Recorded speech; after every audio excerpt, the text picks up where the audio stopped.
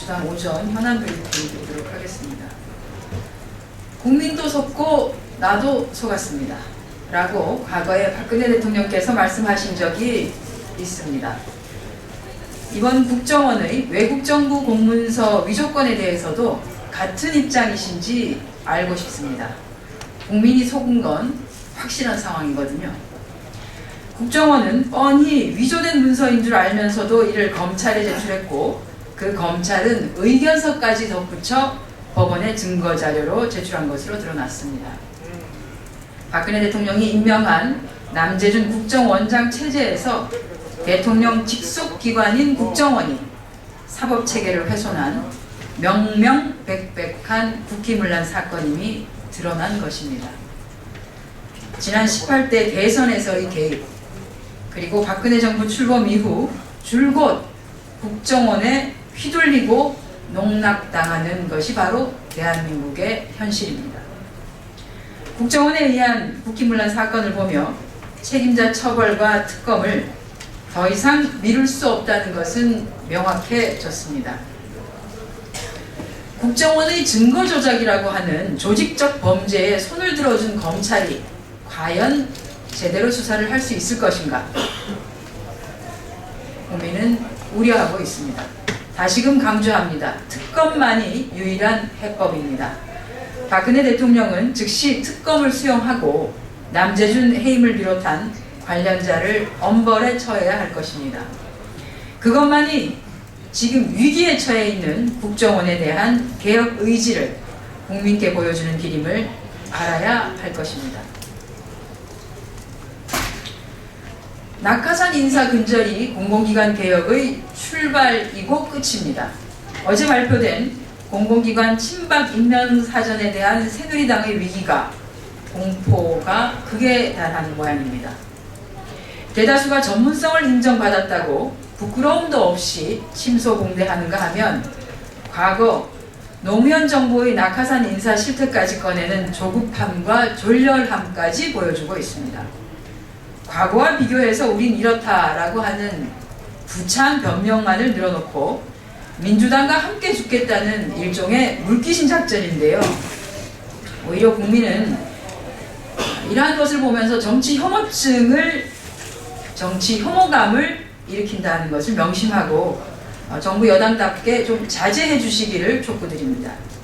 문제의 본질은 다름 아닙니다. 박근혜 대통령이 자신의 공약과 약속을 어기고 거짓의 정치를 계속해서 보여주고 있다는 것입니다.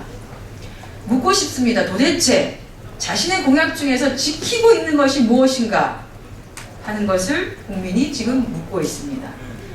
잊었던 기억을 다시 상기시켜 드리겠습니다.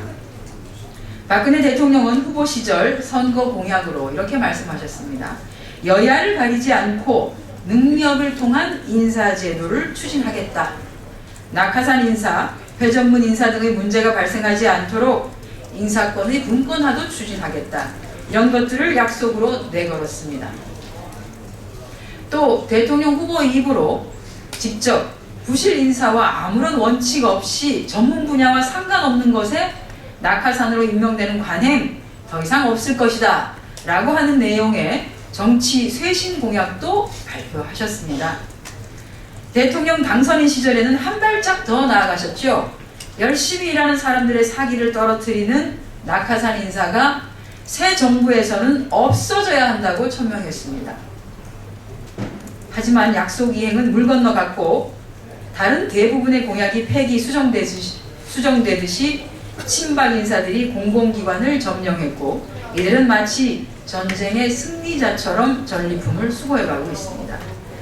기획재정부가 공공기관 개혁 방안을 대통령에게 보고 발표하는 그 당일에도 박근혜 정부는 친박 인사를 내려보냈으며 이에 대한 거센 비판에도 불구하고 추가 인사를 계속해서 진행하고 있습니다. 전방위적이고 사회이사까지도 싹쓸이하는 인사를 계속하고 있는 것입니다. 만기 칠남이라고 들었습니다. 박근혜 대통령은 현재까지 단행한 낙하산 인사의 실태를 한번 꼼꼼히 챙겨보시기를 바랍니다. 더 이상 국민을 상대로 자신이 했던 공약과 약속을 가볍게 만들지 마시기를 당부드립니다. 아울러서 비정상적인 이러한 낙하산 인사의 근절이 공공기관 개혁의 출발점임을 그리고 끝임을 명심하시기를 바랍니다. 새누리당은 기초연금 협상에 자신이 없으면 차라리 청와대 뒤로 물러서기를 바랍니다. 기초연금 합의가 불발되자 새누리당이 신경질적인 반응을 보이고 있습니다. 분명한 것은 이 역시 박근혜 대통령이 공약을 파기하고 거짓의 정치를 보여주고 있다는 것입니다. 전형적인 공약 먹튀입니다. 생애 주기별 맞춤형 거짓말 공약을 실현하고 있습니다. 박근혜 대통령 후보는 대선 공약으로 65세 이상 모든 노인에게 기초노령연금을 20만 원씩으로까지 확대 지급하겠다. 대선 공약집에 만들어져 있는 A값의 2배를 드리겠다라고 약속한 바 있습니다. 그러나 당선 이후에 재정 문제, 미래세대 부담 운운하시며 수급 대상을 70%로 축소시키고 지급 방식 또한 국민연금 가입 기간과 연계하는 개편안을 내놓았습니다.